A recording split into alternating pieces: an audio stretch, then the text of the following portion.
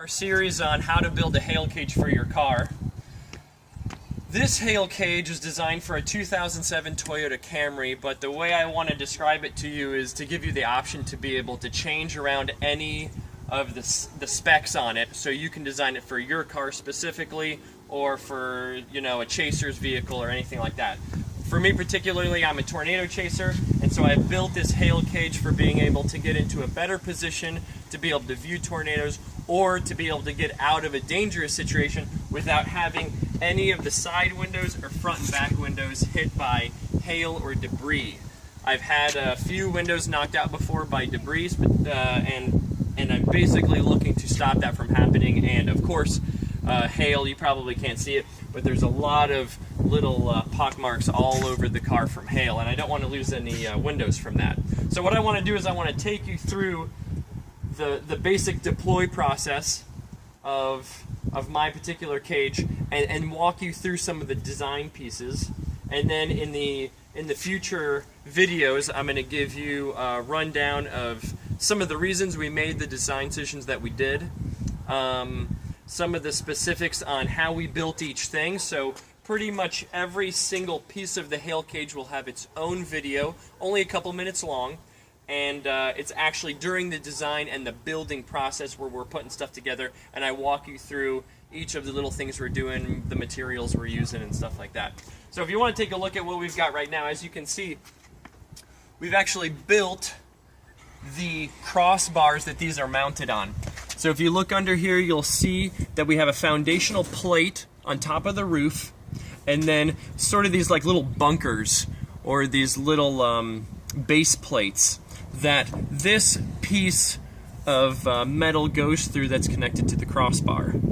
So this is all a custom build particularly for us. So now we chose to put on these long pieces of foundational metal in order to reduce any kind of torquing or pressure buildup that's going to happen while we're driving, if we get a lot of wind resistance, or if basically just the pressure of the hail cage itself attempts to damage the roof. Obviously we don't want any roof damage, so that's basically going to disperse any of that torquing or pressure.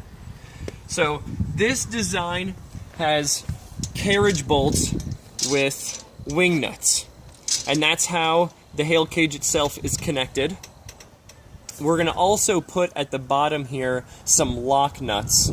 Just hand tighten them so that in case the wing nut, like you just saw, has backed off, it won't go any further past the lock washer. So our actual fold down deploy setup will look something like this.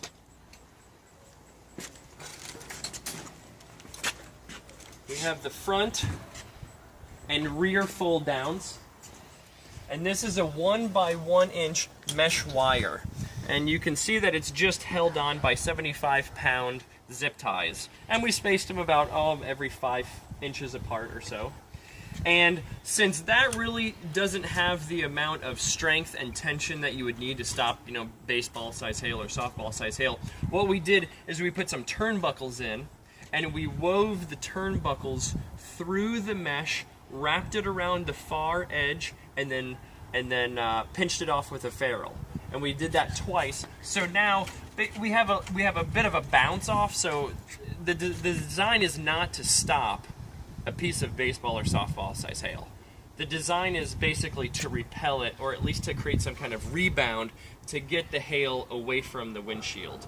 And the space here above the windshield is a good 10 inches. So any kind of impact that you're going to have from something coming down is not going to actually end up hitting the windshield itself. On the sides, we have a piece of 1/4 inch polycarbonate. So this is Lexan, and it's been bolted down and basically framed in with some hinges at the top.